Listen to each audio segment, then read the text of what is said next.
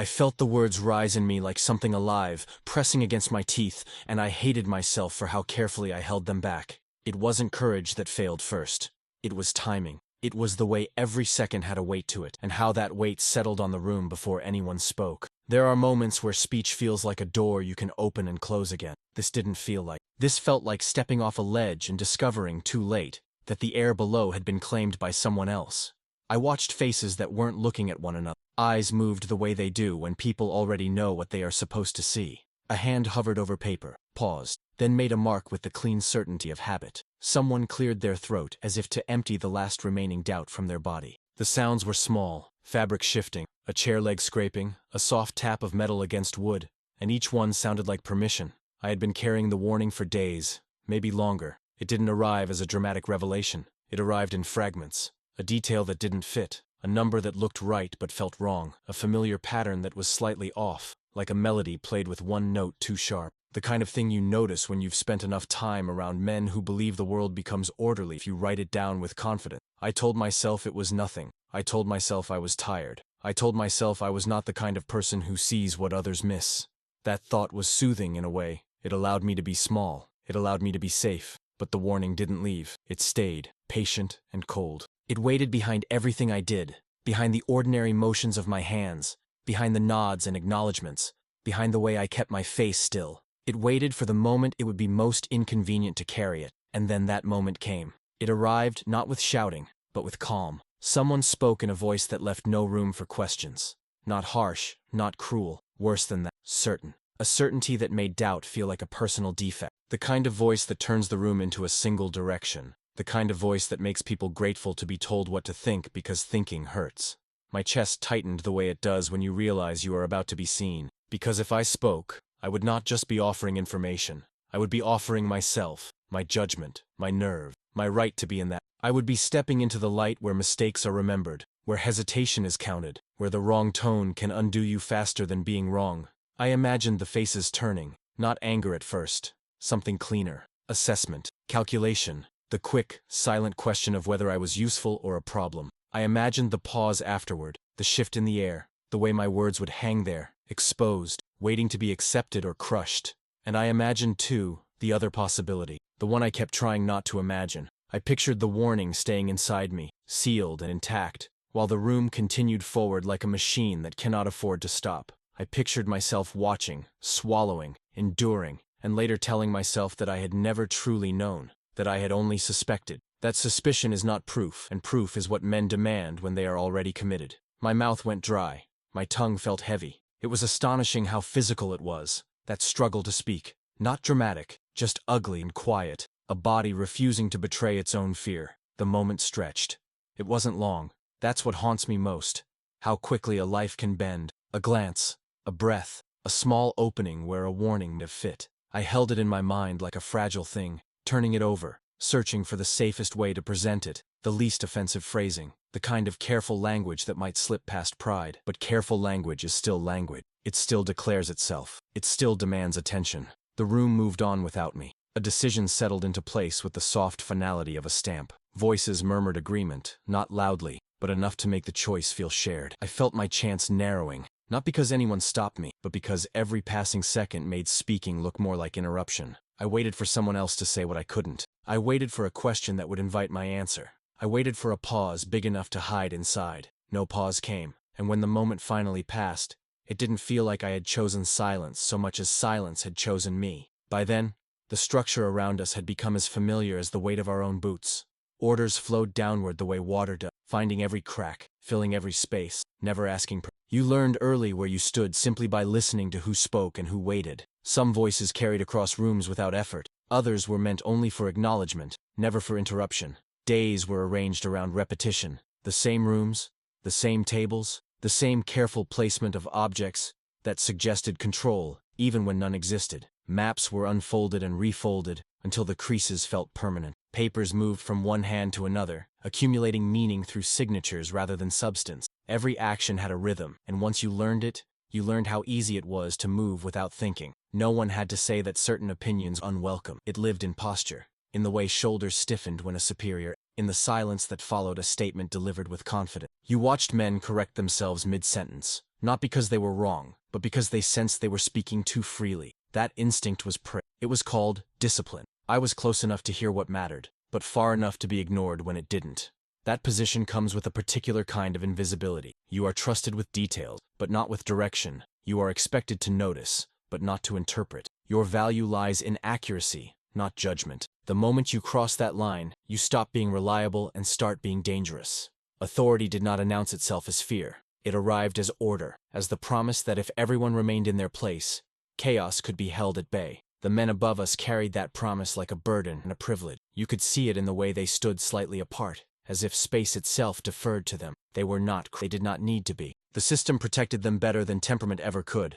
Mistakes, when they were acknowledged at all, belonged to circumstances, weather, timing, misfortune, rarely to decisions. Decisions were treated as fixed points, immovable once declared. To question them was to suggest instability, and instability was a threat greater than being wrong. I had watched others try, once or twice, not openly, never that, but with cautious suggestions framed as clarifications. The room would change when it happened, not dramatically, just enough. A tightening, a shift of attention. The speaker would finish quickly, their words losing shape as they spoke, already retreating. Later, their name would come up less often. Their presence would feel less necessary. Nothing official, nothing you could point to, but everyone noticed. Fear, in that environment, did not announce itself with panic. It settled in slowly, like dust. You breathed it in without realizing. It taught you when to speak and when to listen. It taught you that survival depended less on what you knew than on how well you understood your limits.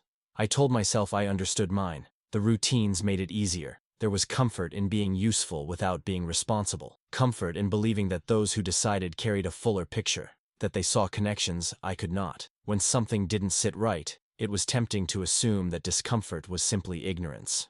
A lack of perspective, a failure of imagination on my part. After all, the hierarchy existed for a reason. That belief was repeated so often it stopped sounding like belief and started sounding like fact. Each level protected the one below it from having to choose. Each step upward absorbed doubt and returned certainty, and certainty was contagious.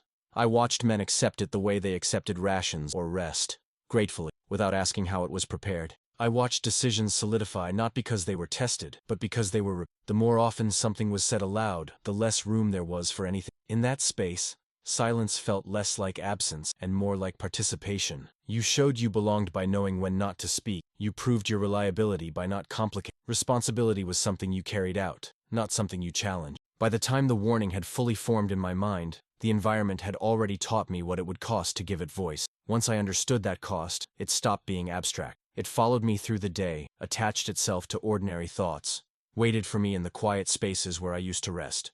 I would replay the same fragments again and again, not as a single clear argument, but as a pressure that refused to settle. It wasn't loud. That would have been easier. It was persistent. It whispered in the spaces between tasks, in the pauses that weren't meant for reflection. I began arguing with myself in pieces, never all at once. That would have required honesty. I told myself that if the concern were truly serious, it would have announced itself with clarity. That real danger is unmistakable. That intuition without evidence is just fear wearing intelligence as a disguise. I reminded myself how many times unease proves to be nothing more than impatience. How often doubt dissolves once events unfold properly, but each reassurance felt rehearsed, too smooth, like a story told not to discover truth but to suppress it. I imagined speaking, not as a brave act, but as a clumsy one. I pictured my words coming out wrong, burdened by qualifiers, weakened by the very caution meant to protect them. I saw myself stumbling over explanations, unable to compress what I felt into something neat enough to be acceptable. And I saw the response, not outrage, not punishment, just dismissal. A polite acknowledgement, followed by continuation. The kind of outcome that leaves you exposed without changing anything. That possibility terrified me more than being told I was wrong. There is a particular humiliation in realizing you have risked yourself for nothing, that you have broken the unspoken rules and received nothing in return but awareness. I had seen that awareness settle into others, like an illness. They learned to speak less afterward, to keep their thoughts trimmed and inoffensive. I did not want that version of myself, so I began to reshape the warning into something smaller, something less urgent. I told myself it was a nuance, not a fault, a detail that could be corrected later, once the larger motion had proven itself. I convinced myself that timing mattered more than truth, and that this was not the right moment. The right moment, however, never arrives on its own. It must be created, and creation requires intention. Intention requires responsibility. I told myself I was not responsible. That lie was easy to carry, because it aligned with everything around me. Responsibility flowed upward, not sideways or down. If something went wrong, it would be because of forces larger than any one observation, because of complexity, because of chance, because war, by its nature, consumes even correct decisions. That reasoning was not false, it was simply incomplete. At night, when there was less noise to hide behind, the warning became sharper. It stopped feeling like speculation and started feeling like memory, as if I had already seen the consequences somewhere else, in another time, another room, another silence. I would wake with the sensation of having missed something obvious, only to spend hours trying to convince myself that this feeling was meaningless. I practiced silence the way others practiced speeches. I rehearsed nods. I refined my neutral expression. I learned how to let my eyes pass over the details that troubled me without lingering. This, too, is a kind of discipline. And yet, there were moments when the effort slipped. A phrase would be spoken, and my body would react before my mind could stop it. A tightening in the jaw, a breath held too long, a flicker of recognition that I quickly buried. I became afraid of those moments, not because they revealed too much to others, but because they revealed too much to me. The warning was no longer external. It had moved inside, woven itself into how I perceived everything that followed. Every confirmation of authority felt heavier. Every expression of confidence felt rehearsed. I began to notice how often certainty was performed rather than earned. That observation frightened me, because once you see that performance, you cannot unsee it. And once you cannot unsee it, silence becomes a choice rather than a default. I began to calculate outcomes, not in terms of right and wrong, but in terms of survivability. What would happen if I spoke and was ignored? What would happen if I spoke and was believed? What would happen if I spoke and was wrong? Each scenario ended the same way, with me changed, marked, remembered. If I stayed silent, I could remain exactly as I was. There is comfort in that kind of preservation. The world teaches you to value it early, to understand that being unchanged is a form of success, especially in environments where attention is dangerous and visibility is a liability. I told myself that others must have noticed what I did, that collective intelligence would correct what individual hesitation could not, that systems this large do not hinge on single observation, that my silence was insignificant in the larger structure. This was the most convincing lie of all, because it contained just enough truth to be believable. The moment did not announce itself as decisive. It arrived disguised as routine. There was no raised voice, no dramatic pause, no sense that the air had thickened with consequence.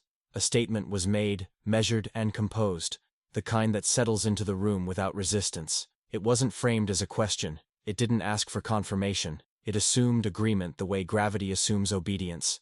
I was close enough to hear it clearly, close enough to feel the shift when it landed. Something in me reacted before thought could intervene, a tightening low in the chest, a heat that moved upward and stopped just below my throat. I remember the exact sensation of my breath shortening, not out of panic, but out of restraint, as if my body understood, before I did, that this was the moment the warning had been waiting for. The room was quiet in the way rooms become quiet when nothing more is expected to be said. Pens moved, paper was adjusted, a chair creaked as someone settled back, already preparing to move on. The decision was taking shape, not as an argument, but as a fact. I felt the warning push forward, urgent now, stripped of its earlier ambiguity. It no longer felt theoretical. It felt immediate, obvious, almost embarrassingly clear, the kind of clarity that arrives too late to be comfortable. I could have spoken then. That is what haunts me. There was still space, still time enough for interruption. No one had closed the moment explicitly. No one had silenced me. The barrier was entirely my own. I imagined the sound of my voice entering that quiet.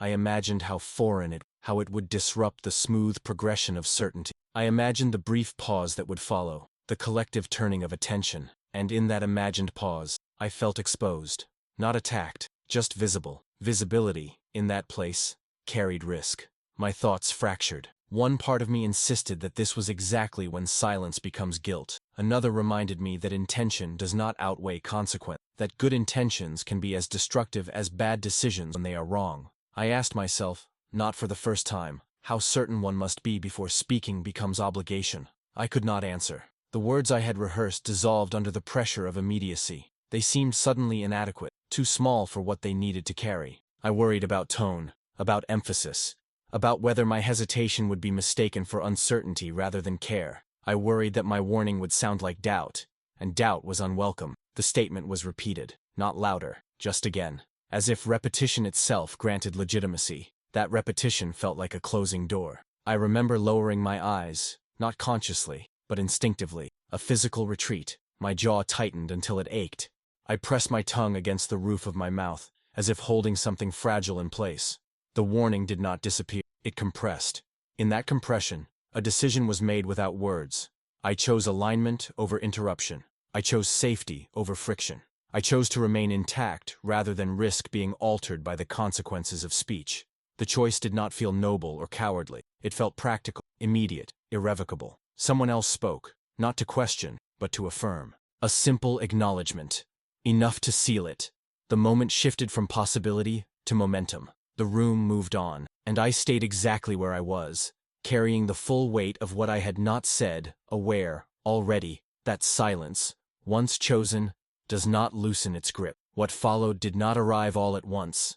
It unfolded the way damage often does, quietly, in increments small enough to be explained away until explanation itself became impossible. At first, there were only absences. Delays that did not quite fit the expectations set earlier. Reports that arrived thinner than they should have been, stripped of detail, cautious in tone. No one named these things as problems. They were treated as temporary distortions, the kind that correct themselves if given time. Time, it was believed, was still available. I recognized the pattern immediately, not because it was new, but because it matched what I had already carried inside me. Each confirmation landed with a dull weight, not sharp enough to provoke reaction, but heavy enough to accumulate. I felt it settle behind my rib, each small sign pressing against the next. There were moments when others seemed to sense it too, a pause mid-sentence, a glance that lingered half a second longer than necessary. But those moments passed without acknowledgement. Shared doubt remained unspoken, each of us assuming we were alone in it. Silence has a way of isolating even those who experience it together. I watched adjustments being, not to the decision itself, but to the language around it. Expectations were reframed, objectives softened, responsibility dispersed. The original certainty was never questioned, only diluted. This, I learned, is how institutions protect themselves, not by admitting error, but by redefining success until failure no longer. With every update, the warning I had suppressed grew more precise. Details aligned in the exact order I had feared, not dramatically, not cruelly, just methodically, as if the outcome had been waiting patiently for the process to catch up. I told myself it was still too early, that causation is difficult to prove, that many paths lead to the same result, and that it was arrogant to believe mine had been the decisive insight. These thoughts came easily, polished by repetition. They allowed me to observe without intervening, to recognize without confessing. But there is a difference between uncertainty and denial. I crossed that line without noticing. When confirmation finally became unavoidable, it did not come with shock. It came with resignation, a quiet acceptance that settled over the room, not as grief, but as procedure. New measures were discussed. New explanations offered. The original decision was referenced only indirectly, stripped of agency, transformed into a condition rather than a choice.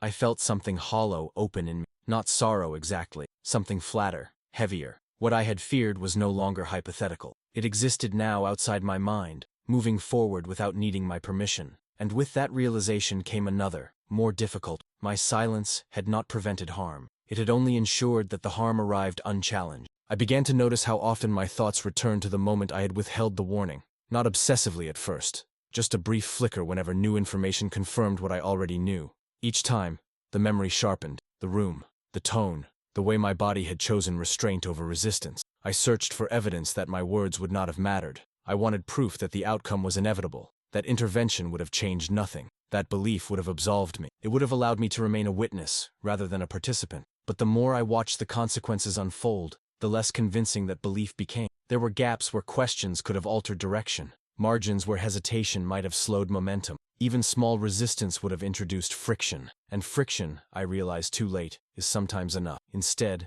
everything moved smoothly, efficiently, toward exactly what I had feared. No one looked at me differently. No accusation followed. No blame settled on my shoulders from the outside. The cost of silence was not external. It was internal, and it arrived without ceremony. I had expected regret to feel dramatic, crushing, immediate. Instead, it seeped in slowly, like water through stone. Each day added weight. Each confirmation removed another excuse. I carried on. I did my work. I responded when spoken to. Outwardly, nothing had changed. But inside, the warning I had buried had become a verdict. Time did what it always does. It moved forward without asking what had been lost along the way. The war ended, or at least it moved far enough away that people began to speak of it in the past tense. New routines replaced the old one. New rooms, new tables, new faces. The structure changed its shape, but not its nature. Authority still sounded the same. Silence was still rewarded. I carried the memory with me into that quieter world. Not as a story I told, but as a presence that followed me. It surfaced in ordinary moments, uninvited, in the pause before answering a question, in the instinct to measure my words even when no one was listening for mistakes, in the way I avoided certain lines of thought, as if they might still demand something from me. What surprised me was how vivid the memory remained, not the outcome, that faded into abstraction, but the moment before it, the sensation of almost speaking, the physical weight of restraint, the exact way the room felt as possibility narrowed into certainty. That moment replayed itself with a clarity the rest of my past did not possess. I realized, slowly, that this was because it had never been completed. Actions resolve themselves. Even terrible ones arrive at an end. Silence does not. It remains suspended, unfinished, replaying itself whenever the mind seeks closure and finds none. I had not chosen an outcome. I had chosen absence. And absence does not age. There were times I tried to reframe it, to tell myself that restraint is also a form of wisdom, that not every doubt deserves a voice, that survival requires compromise. These explanations sounded reasonable when spoken aloud, but they collapsed under scrutiny. They were defenses, not truths. Tools to keep the memory at a manageable distance. Because the truth was simpler and harder to live with. I had known enough, not everything, not with certainty, but enough to interrupt, enough to slow what was happening, enough to share the weight of responsibility, rather than leaving it entirely in the hands of others. That knowledge did not make me guilty in the way people usually mean. It made me aware, and awareness, once possessed, does not relinquish its claims. I learned that guilt does not always accuse. Sometimes it waits. It sits quietly, observing how you live after the fact. It notices when you avoid situations that resemble the past, when your silence arrives too quickly, when caution becomes instinct rather than choice. I began to understand that what I lived with was not regret for what happened, but for what never did, for the warning that never left my mouth, for the brief opening where I could have acted and chose not to. That unrealized moment had more permanence than any event that followed. There was no redemption in this realization, no lesson neatly extracted. The past did not reorganize itself around insight. It simply remained. Even now, when I think back, I do not imagine myself speaking. I imagine the silence instead, its density, its patience, the way it settled over everything that followed, shaping my memory more than any sound could. I did not live with the consequences of a single decision. I lived with the echo of a warning that never became real, and the knowledge that some silences do not fade, they endure, waiting, long after everything else has moved on.